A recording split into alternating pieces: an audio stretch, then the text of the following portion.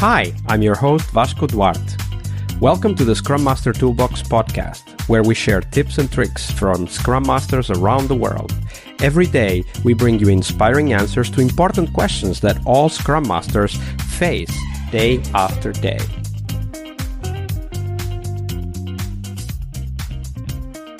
Hello everybody, welcome to a very special bonus episode where we will be talking about a program that is almost a century old, I want to say, Hugh. Pretty close. Yeah, and the program that we're going to talk about is training within industry. And we're going to talk about how that relates to Agile. And we have with us for this bonus episode, Hugh Alley. Hey, Hugh, welcome to the show. Vasco, delighted to be here.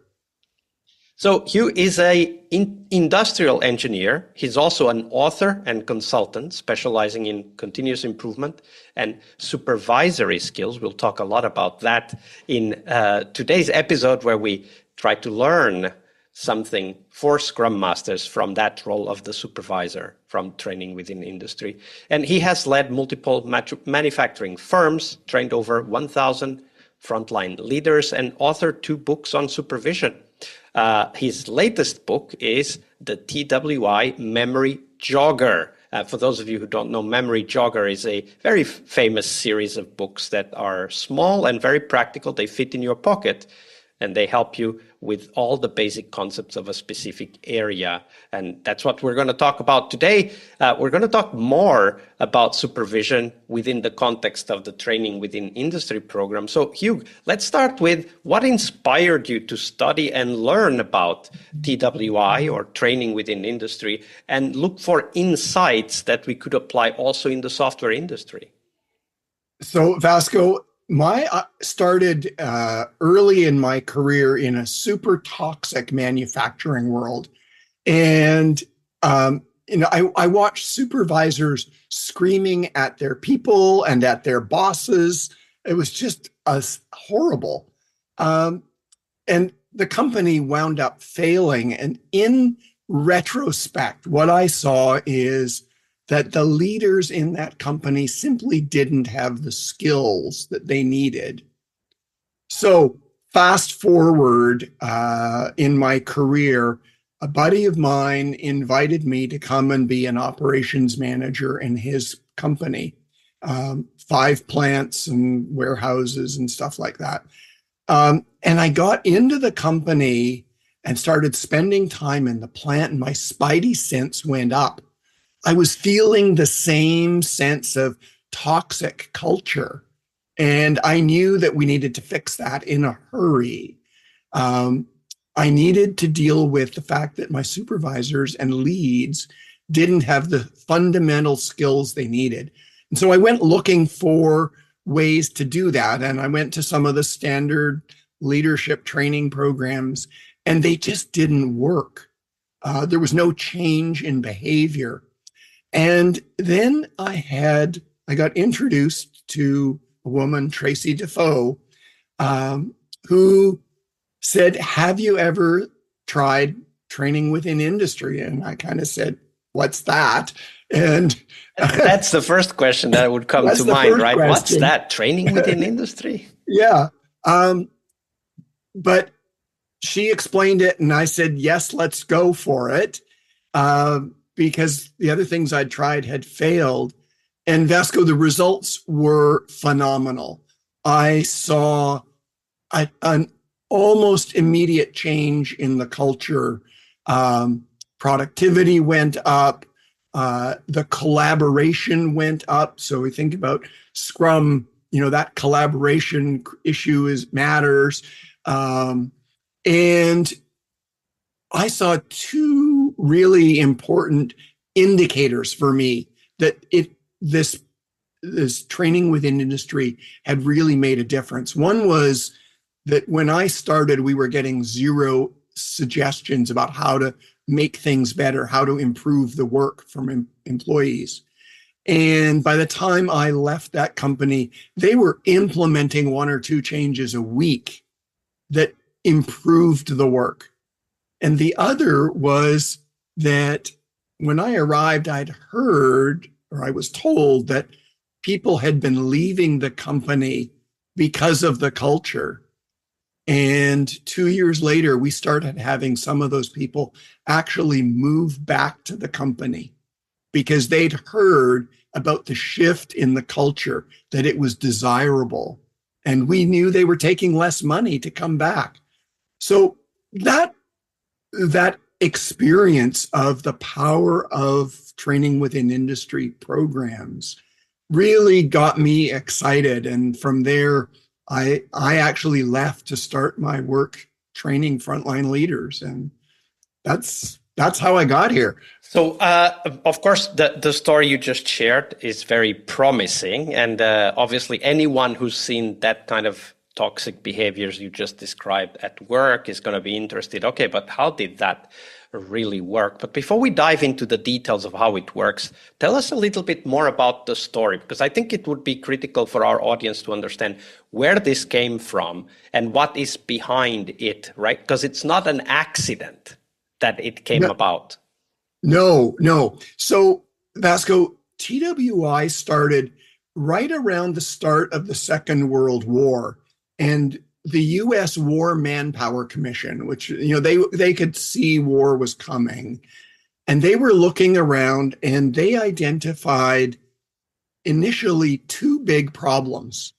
One was, how are they going to train enough people in the technical skills that they need to support the war effort?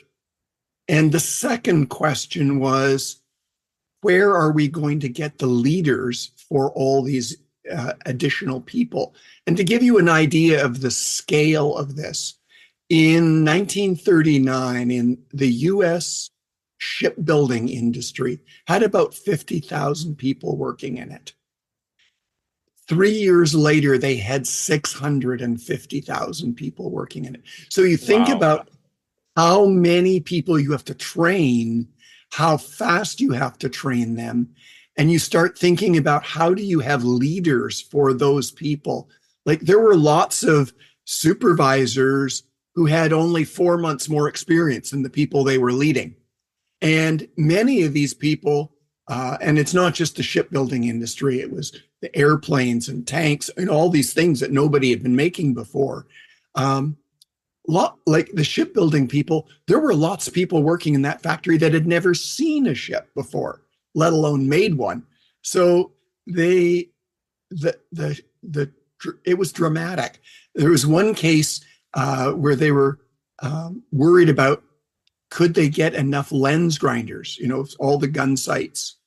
And in 1939, 1940, the accepted wisdom was that it took 5 years to train a lens grinder. And the people were looking at that saying, if it takes that long, the war will be over and we'll have lost.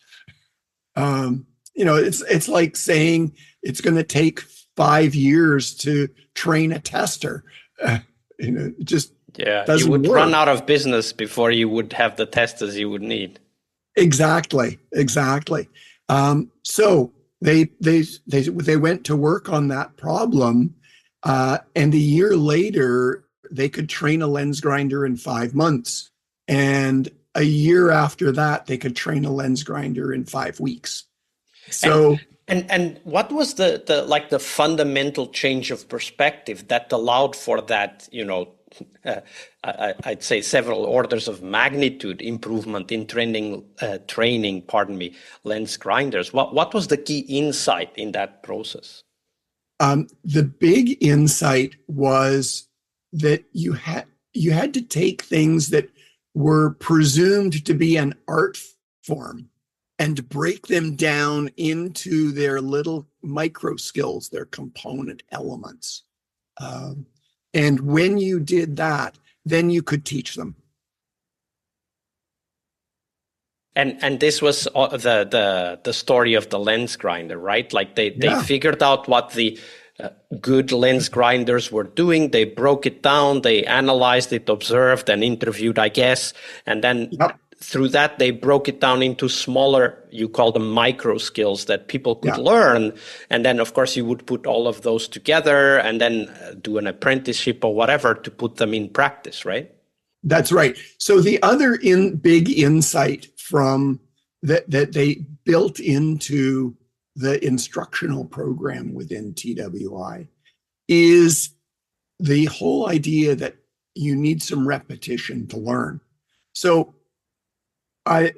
most instruction that people get these days is you have, one experienced person or your boss who says, oh, let me show this to you or let me explain it to you. And they go through it once and then they say, good on you, Vasco, go for it.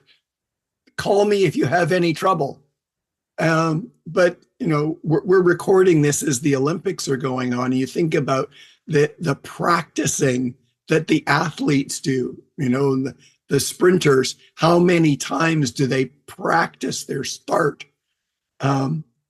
We learn through practice. Think about kids. They learn to walk, not because they get it the first time, but because they stumble and fall and do it again. And they get corrected.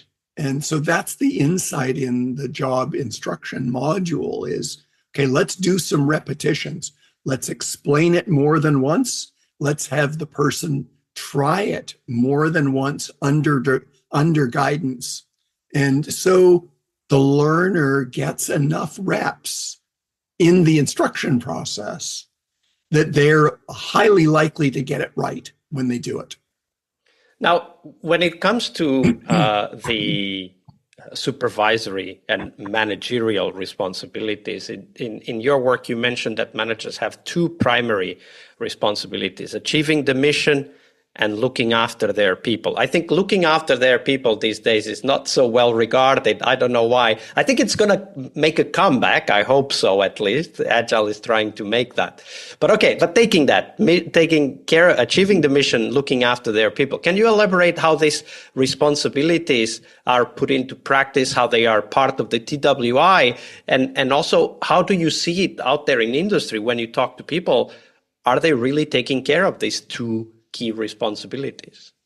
So if you've worked on any software project at all, it's the attention to the deadlines is, that's really evident. And that's the mission, right? Getting that work package or that particular deliverable completed for the customer. That's the mission, if you will. But certainly in my experience, it's really easy to neglect the looking after your people. And you hear people talk about it. Oh yeah, that's just a people problem. Or, oh, he's just a whiner, or whatever it is. And yet those are, they're telltale signals that something's not right. And so if you're an ongoing organization, you actually want to develop your people so that, they're more interested in staying with you, because people stay where they're challenged and where they can grow.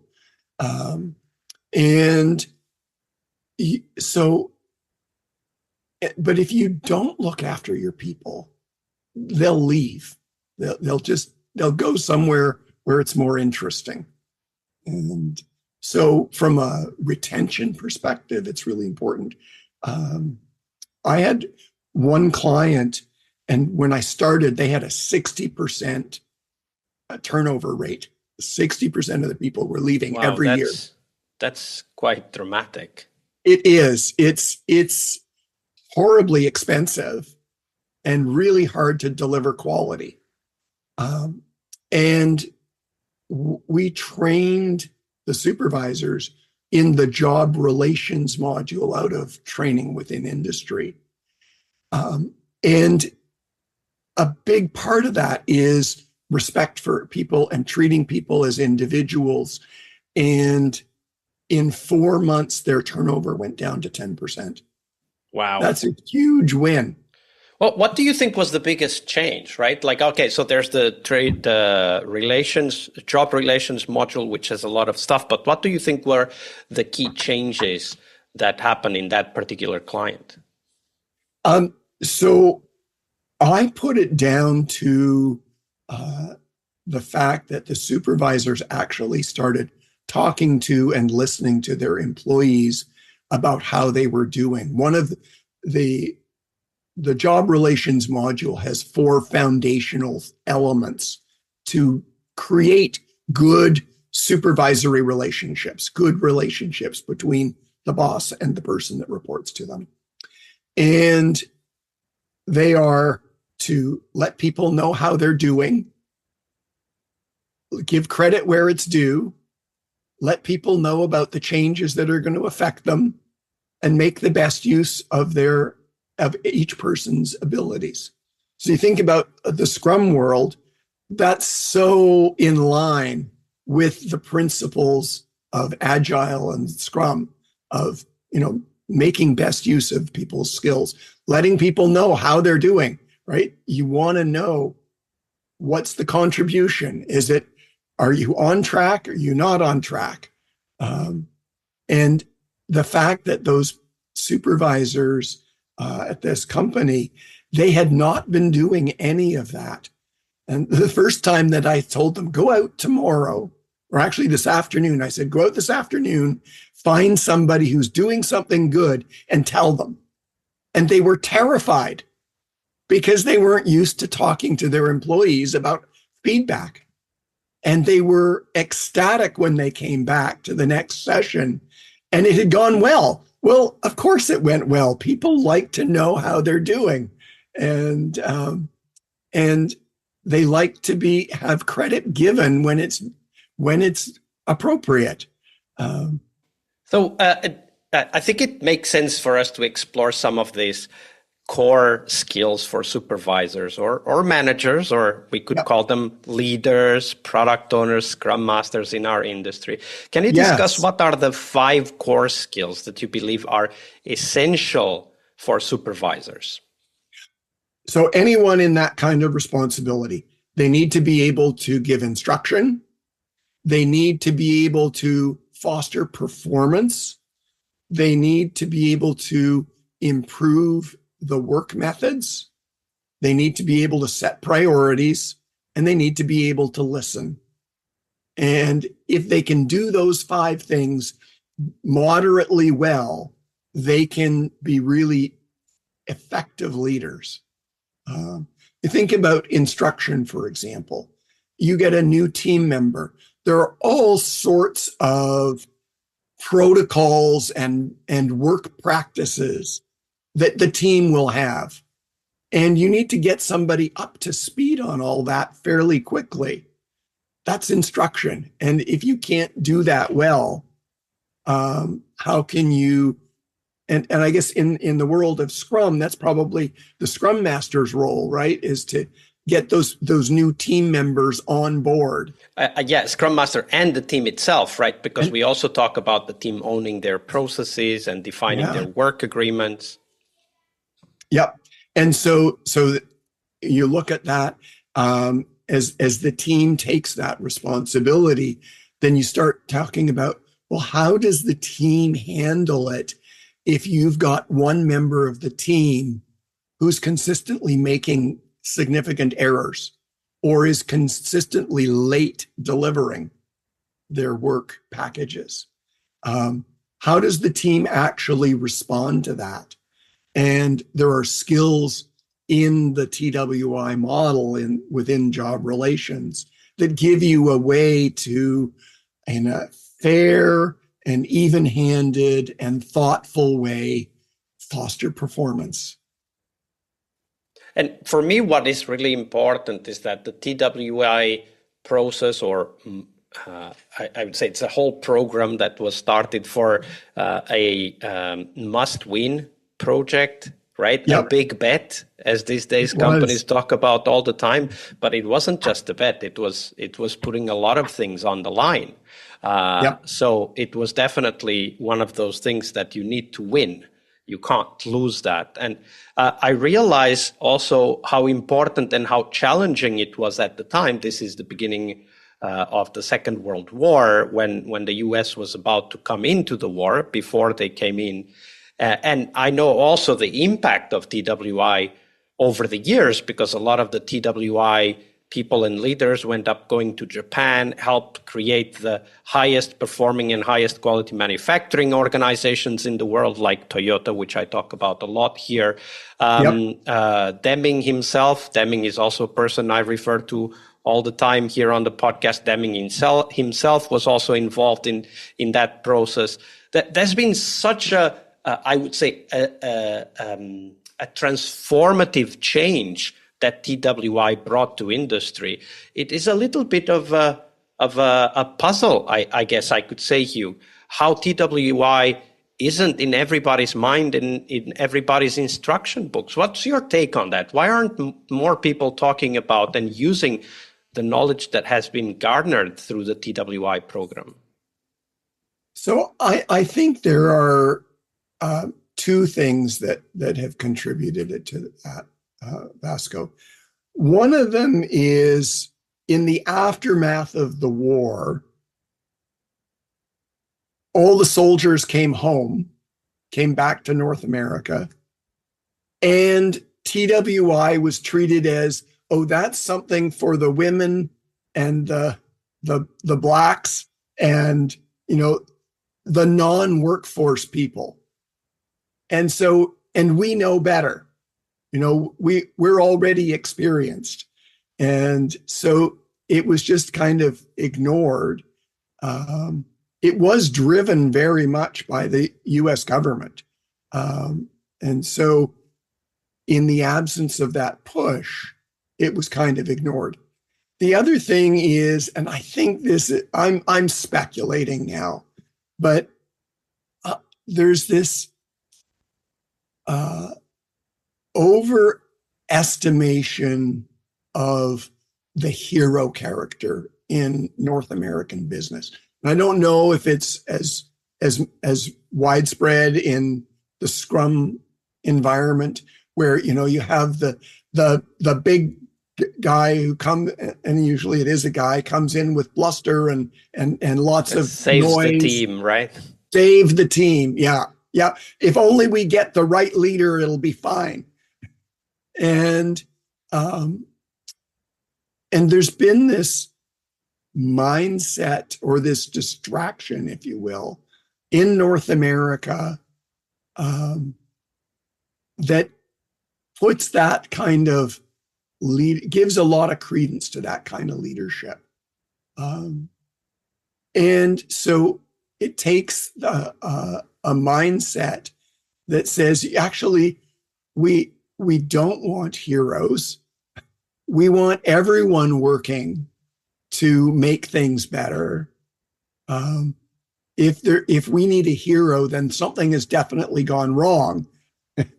And I think that overwhelms a lot of North American business practices, and it extends into software.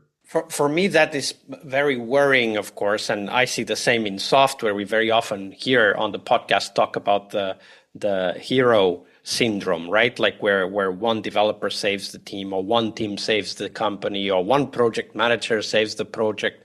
And it doesn't really happen in practice like that. Of course, it may come out as one person having had an outsized influence, but in the end, everybody contributed, right? And what this brings to my mind is this need to develop and maintain what I would call collective performance.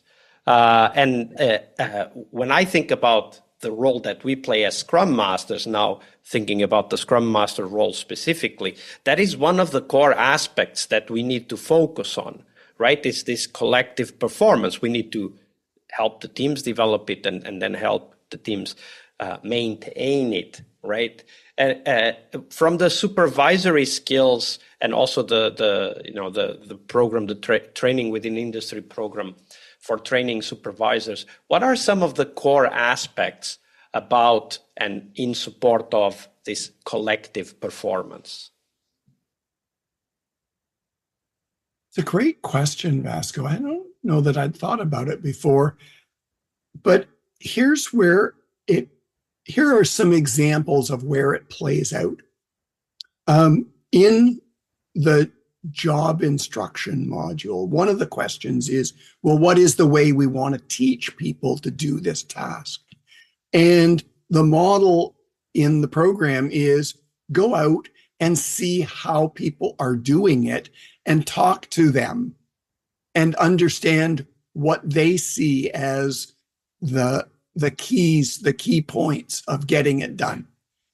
In job relations, which is around fostering performance, one of the key points as people do the first step is talk to the individual, get the opinions and feelings of the team. So it's built in the job methods program, which is around improving the way work is done. Again, the injunction is go and watch how people are doing it. And then it's involve others in developing the new method. And so the module itself isn't super specific about how to do that, but it's baked into the process. Is you got to go talk to the people doing the work. And this is actually quite interesting because in Scrum we have a ceremony for that. We don't necessarily go and watch people doing the work because a lot of the work actually happens in people's brains. So it's very hard to observe. You have to do things like working out loud or pair programming or so on in order to be able to dive into those aspects. But there's a lot of things that we do, specifically the retrospective, where we try to get that mindset onto a problem, right? So instead of a manager coming in and telling people, here's what you need to do differently, what happens that the team gets together, the team discusses and figures out what they can do differently. And I know that you have, from this perspective of improving the methods, you have this set of 6 questions to analyze and improve methods, which we could use for retrospective. Would you like to introduce that for us, Hugh? Sure. I think it could be really helpful in that reflection process within Scrum. So the questions are, what's the purpose of the step? What are you trying to get done? Where is the best place to do that? When is the best time to do that? So where in the sequence does it go fit? Should you have a task before, or should it be done earlier or later? Who's the best person to do that? And so now you're looking not in terms of whether it's Hugh or Vasco, but what's the role that should that be done by the tester, or should that be done by the database developer? And then you ask, how's the best way? So now you're looking at the very granular things of, are there some ways that you can combine elements or simplify elements? And then, so what's it? So, and then the other question, and I should have added this one at the first, is it necessary? Is this step even needed? And so if you ask those 6 questions, they're a very nice little checklist, if you will, that you can ask for every element in a process, every box in that process diagram.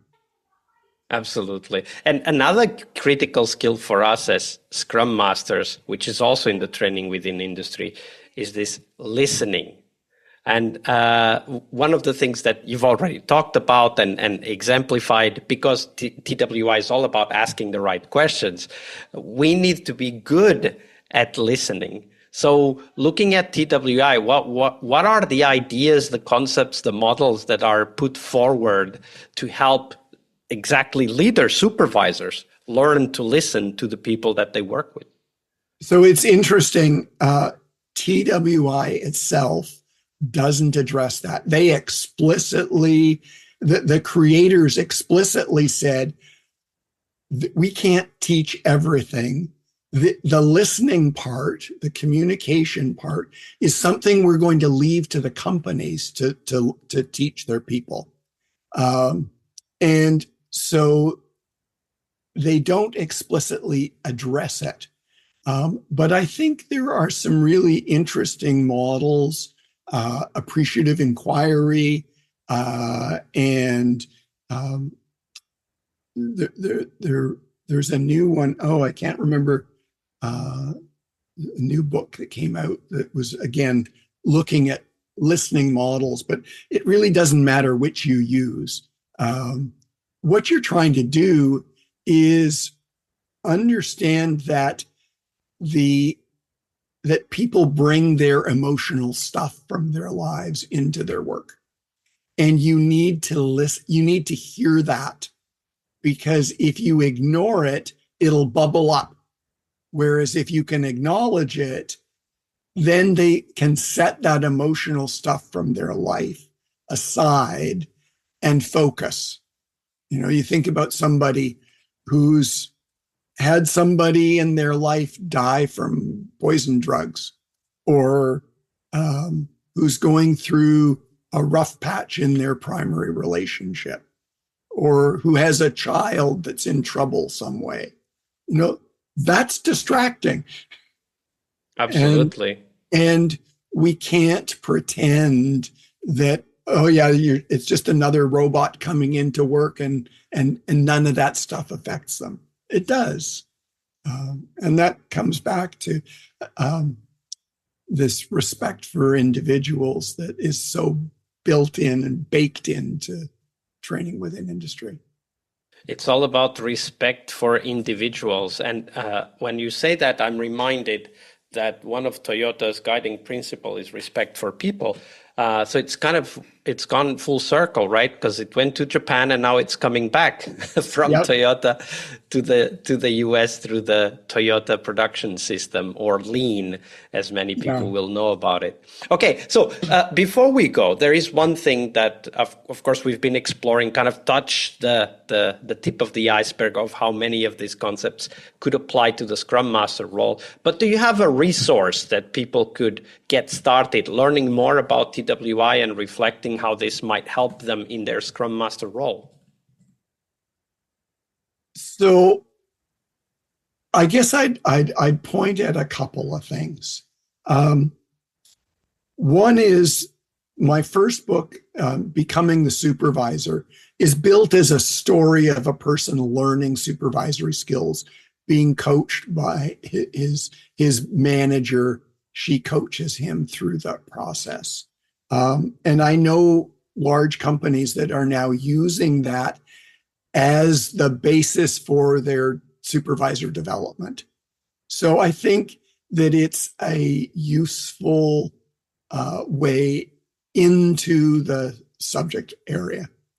My